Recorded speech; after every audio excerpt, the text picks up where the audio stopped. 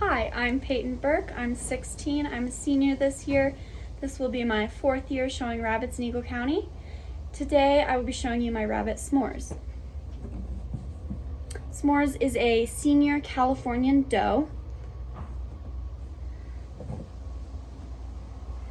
The senior Californian does typically weigh around 8.5 to 10.5 pounds. S'mores weighs 8 pounds 8 ounces, so she's a little bit on the smaller side, but nonetheless she is healthy and will make a weight. I am going to start off my presentation on the left ear. Looking in the left ear, I am feeling and making sure that there are no signs of ear mites, ear canker, or just dry spots or flakiness or excessive discharge. And immediately when you look in the ear, you should see a tattoo. The identification tattoo should be legible as it reads L1.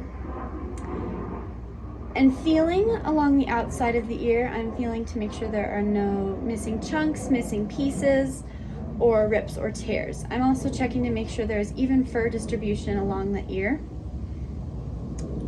as well as there are no punctures and the thickness of the ear is correct.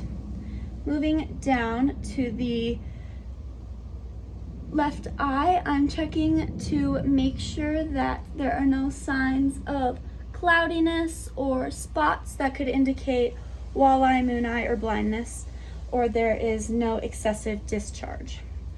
I'm also looking to make sure that the eye color is correct. The eye color for her breed standard is a bright and bold ruby red. I'm also checking, and as you can tell, if there is an issue with the eye of a rabbit, you can check on the inside of their paws to make sure there is no redness in there that could indicate that they are wiping their eyes a little too much.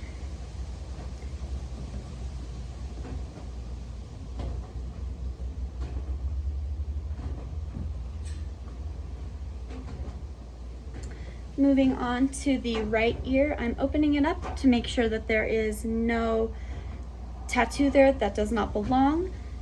The ARBA registration tattoo is where it would naturally go in the right ear. However, she is not ARBA registered, so that there is no tattoo in this ear.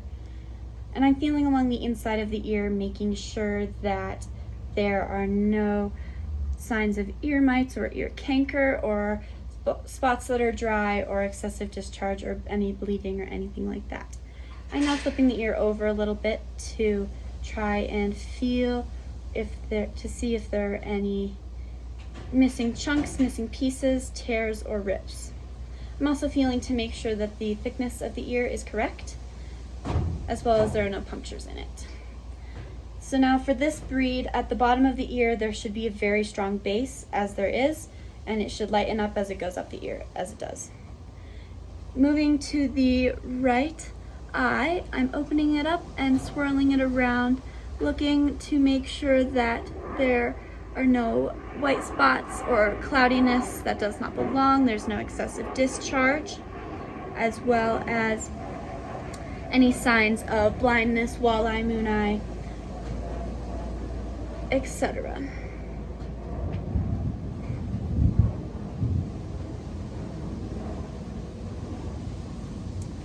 Moving into the nose, I'm looking at the nose to check for excessive redness or excessive nasal discharge that should not be there, that could indicate snuffles or something wrong in that way.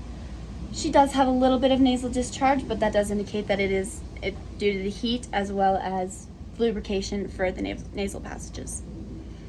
I am going to look at her teeth, making sure that there are no signs of malocclusion, buck teeth, wolf teeth, peg teeth, or chips, or missing, or cracks or missing teeth at all. There are no additional teeth, as well as no missing teeth. Rabbits have 28 teeth, and when looking in their mouth, you can only see 4 that are actually visible to the human eye. And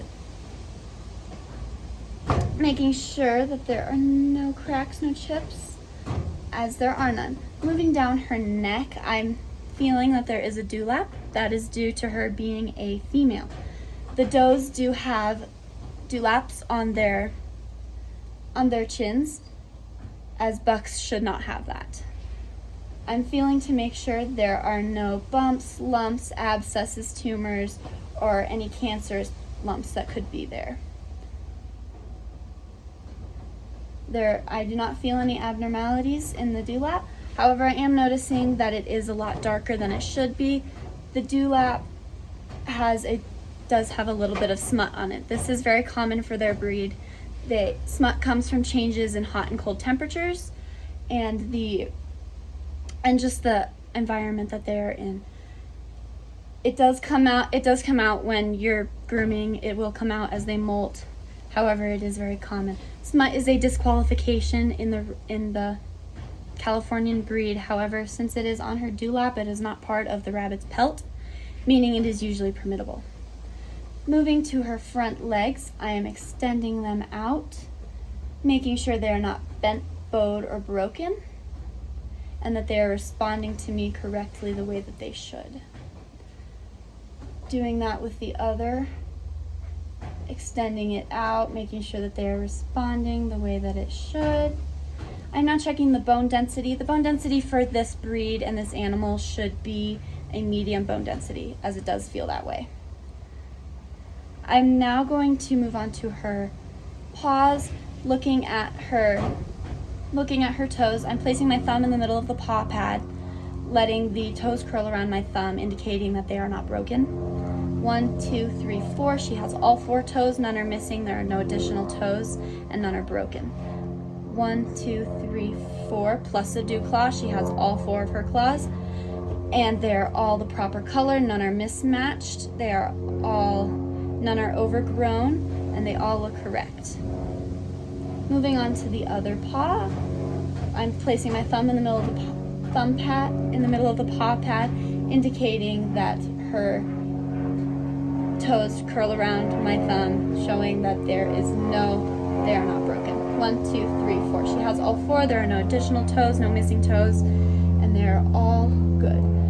Looking at her nails, 1, 2, 3, 4, plus the dew claw, they are all there. None are missing, none are broken, none are chipped. They are all the same color, which is dark as told by breed standard. I'm going to start feeling down her chest and abdomen, feeling for any lumps, bumps, or anything that could indicate tumors, abscesses, or cancerous lumps, or any abnormalities on this animal. I am feeling that she does have a couple of bumps, but that is due to her being a female. She does have teats. 1, 2, 3, 4, 5, 6. She has all 6. They are all a very light pink color. None are inflamed, and they're all proper color, showing that she does not have any symptoms of mastitis at the moment. I'm also checking to feel for a little bit of pigeon breast. However, she does not have any signs of that as well.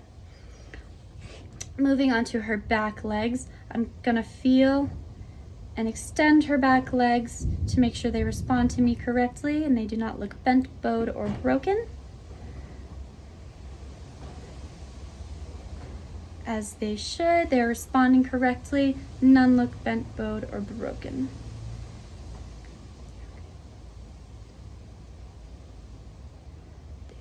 I'm also checking her bone density, which again is medium, as it does feel that way.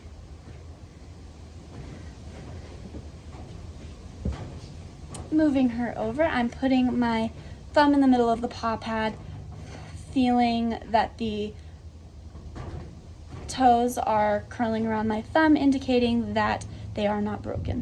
1, 2, 3, 4. She does have all 4. None are broken, none are missing. There are no additional ones.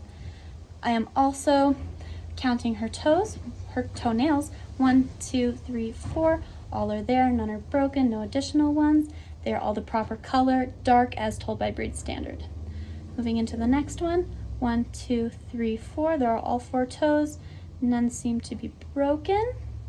And 1, 2, 3, 4. She does have all 4 of her nails in the hind legs. There should be no dew claw on the back legs. I am now going to start feeling around the hock to check for any signs of sore hocks, which is blistering or scabbing of the hock after being on the wire cages all day and having nothing to rest on, such as cardboard or drywall. And she does not seem to have any scabbing or anything like that. I am now going to check the sex of this animal. She is a doe. As you can see, she is a doe. The color of her vent is normal. There are no signs of hardened discharge, and there are no signs of vent disease as well. I'm now checking to make sure her tail is responsive and is not bent, broken, nor does it have wire or screw tail.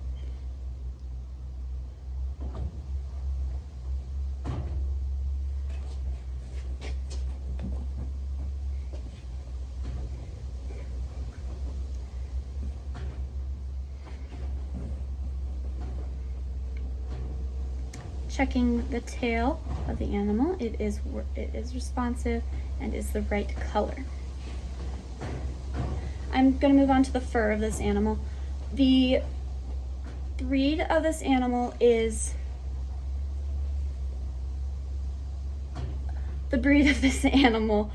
shows that the fur should be a flyback fur.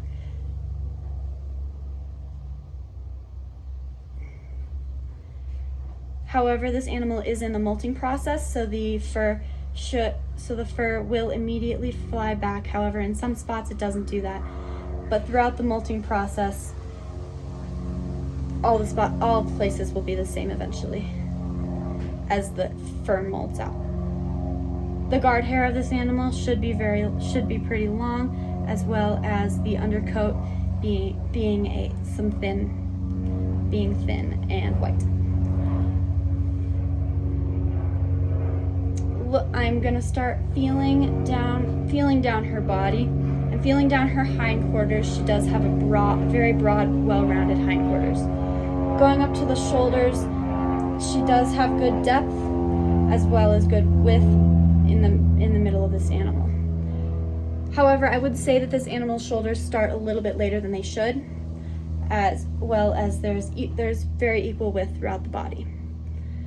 With the Californian breed, there should be a slight taper going into the animal's shoulders, as you can see. This animal is in a compact position as told by her breed standard, as well